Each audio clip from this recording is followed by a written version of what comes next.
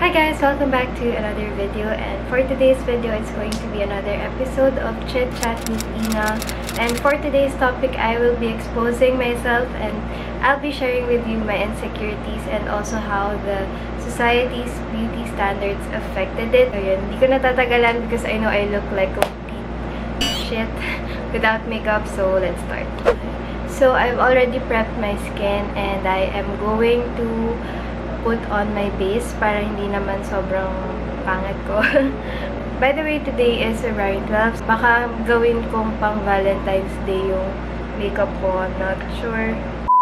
Alam nyo guys, pag nag-film ako ng ganitong video, laging nag-iingay si Born. Hindi ko alam kung bakit.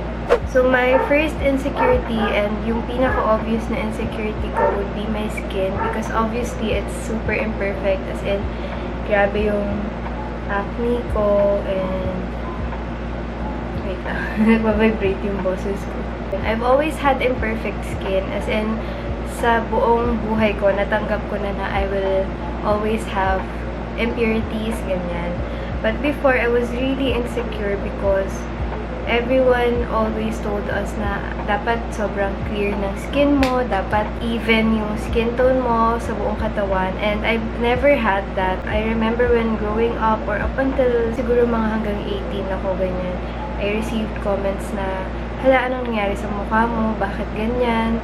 Ano bang ginagawa mo? Or when it comes to my body naman, bakit ang itim ng ganito mo? Uy, ang itim naman, bakit ganyan? Hindi pantay yung kulay mo. So, I've always been affected by that, and then it took me a while to finally accept that you don't have to be physically perfect to be able to call yourself beautiful, and you don't have to look like a model to feel beautiful.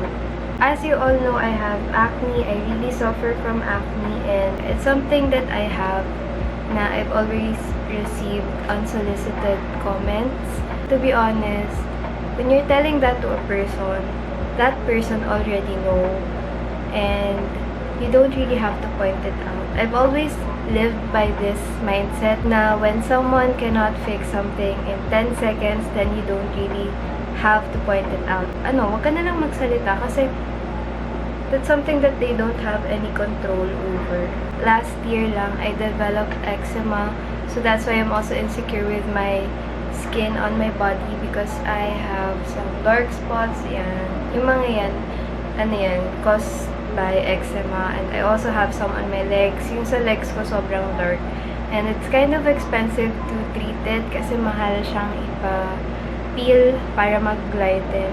When I do my base, I don't really try to cover up my marks as much as possible. I wanted to look natural pa rin. So, ayoko nang masyadong nag-cake up yung makeup ko. So, manipis lang. Hinahayaan ko na lang kung kita siya. So, I don't really care. To be honest, I really appreciate na nowadays, we don't really advertise or nagsistart nang mag-evolve yung advertisement when it comes to skin, and we are starting to embrace the morena skin more and more. Hindi na sila nagiging exclusive to white or, diba? Parang dati kasi kailangan mong maging maputi, kailangan mestiza ka para maging model ka. But now, companies are really embracing our race because we should be proud of our own race, right?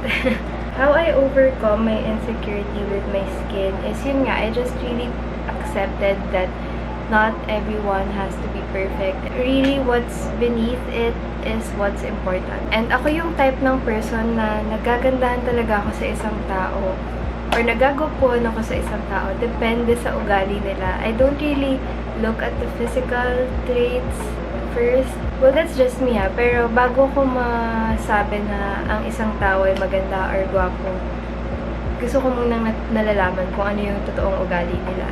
If that makes sense. So for brows, I am using the Shiseido eyebrow pencil. I got this from Japan.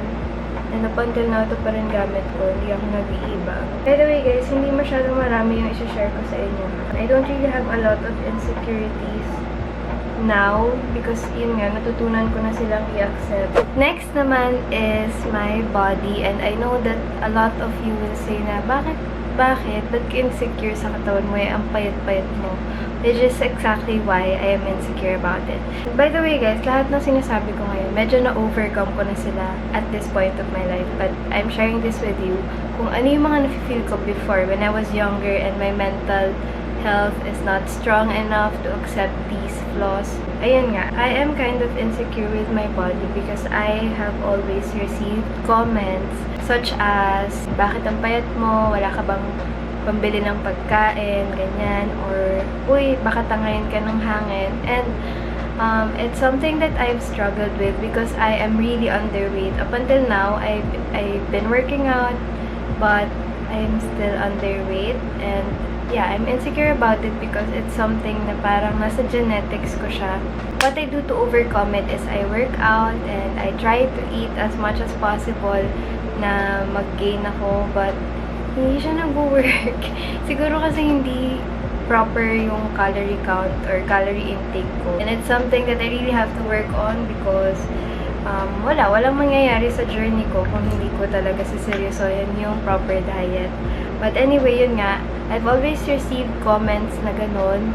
And I just wanna put it out there that skinny shaming is equal and same with fat shaming. So body shaming is really not just about saying that someone is fat, because you never really know if they have underlying condition. So that's something that you don't really have a say about. Unless of course sila yung nag-bring up ng topic na yun, because commenting on someone's body is really not nice, and that's something that shouldn't be normalized. In relation to that pala, you know how media taught us that you really need to look like a Victoria's Secret model para ma-call mo yung sarili mo as sexy. But I'm really happy that as time goes by, nagiging equal na talaga yung pagtingin ng mga tao when it comes to being sexy. For me talaga, being sexy is all about having that confidence and being confident in your own skin. For eyes, I am going to use 2 palettes. So I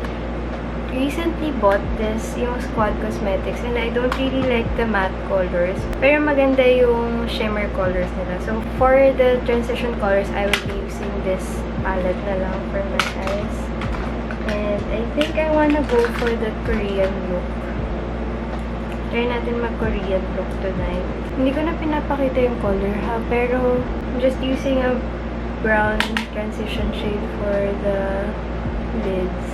Alam niyo, sobrang daming beses ko nang tinry gawin tong video na to, but I always fail because sobrang hirap magsalita while doing your makeup. Hanggang ngayon, nahihirapan pa rin ako. I'm only putting it here, yung malapit lang sa eyelashes.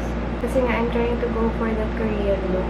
Okay, habang ginagawa ko to, I will be talking about my next insecurity, which is my boobs.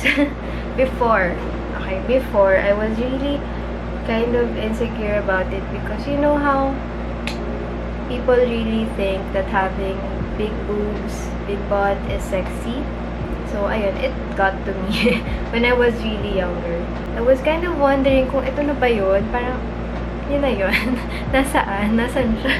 Tapos nung nag-college, dun ko siya na-appreciate. Dati I really thought that you have to have big boobs para magustuhan ka ng mga tao, ganyan, para matawag ka na sexy. But then I realized that, you know what, everyone is really sexy in their own way.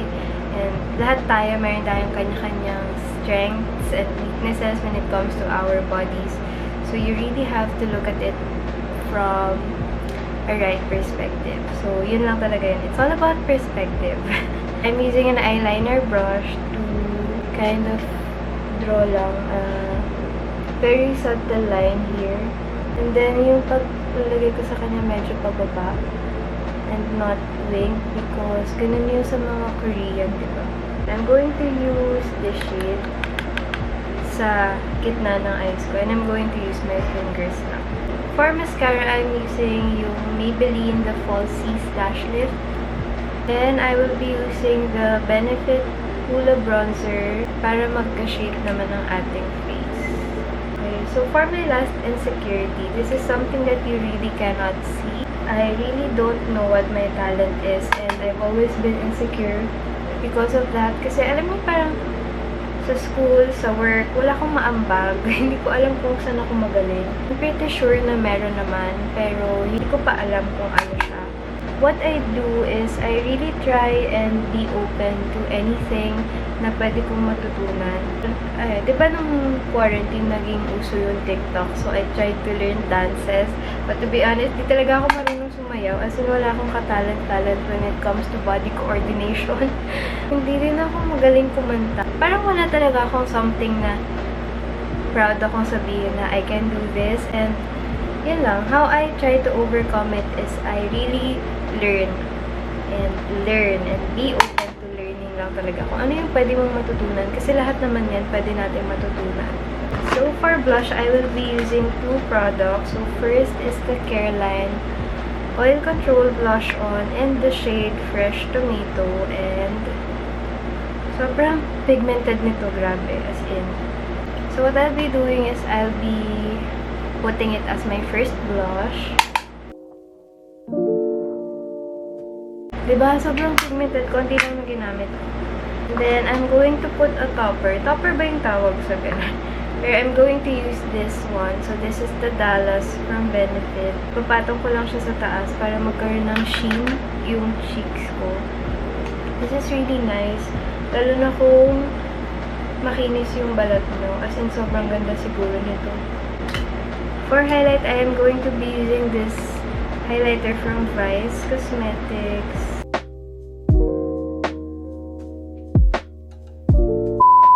So that is it for today's video, guys. For the lips, I only used the Sunny Space in the shade Cocoa and yung Powder Pout by Detail Cosmetics in the shade Ashley. Kung ano man yung insecurity that you have, as long as you're not hurting anybody, then I hope that you will have the strength and courage to accept those imperfections.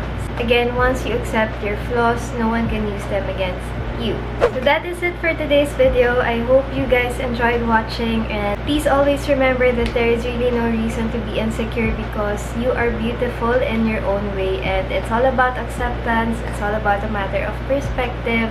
And also, guys, again, if someone cannot fix something in 10 seconds, then you don't really need to point it out. Thank you guys so much for watching, and please don't forget to like and subscribe, and I'll see you on my next one. Bye!